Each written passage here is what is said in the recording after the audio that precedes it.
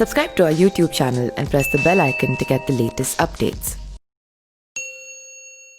पितृपक्ष में कौवे का बहुत ही महत्व है और यही कारण है कि श्राद्ध का एक अंश कौवे को भी दिया जाता है। धार्मिक मान्यताओं के अनुसार कौवा अतिथि आगमन की सूचना तो देता ही है, साथ ही पितरों का आश्रम स्थल भी माना जाता है।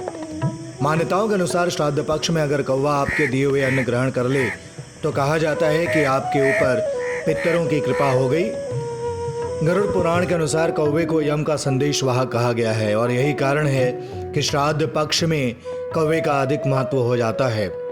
धार्मिक मान्यताओं के अनुसार पितृपक्ष में कौवे को जो कोई भी भोजन कराता है, यह भोजन कौवे के माध्यम से पितृ ग्रहण करते हैं।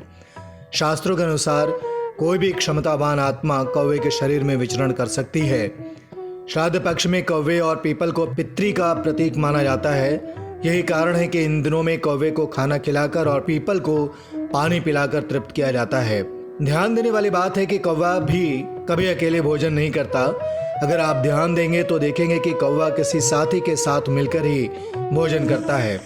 इसके अलावा यह भी ध्यान देने वाली बात है कि कौवे की कभी स्वाभाविक मृत्यु नहीं होती, इसकी मृत्यु आकस्मिक रूप से होती है। इसके बारे में कहा जाता है कि समुद्र मंथन के दौरान प्राप्त अमृत इसने चख लिया था। कहा जाता है कि देवराज इंद्र के पुत्र जयंत ने कौवे का रूप धारण किया था। त्रेता युग में जयंत ने कौवे का रूप धारण कर माता सीता के पैर में चोंच मार दी थी। तब भगवान श्री राम ने कौवे रूपी जयंत के तिनके से आंख फोड़ दी थी। इसके बाद जयंत ने भगवान श्री राम से अपने किए की माफी मांगी।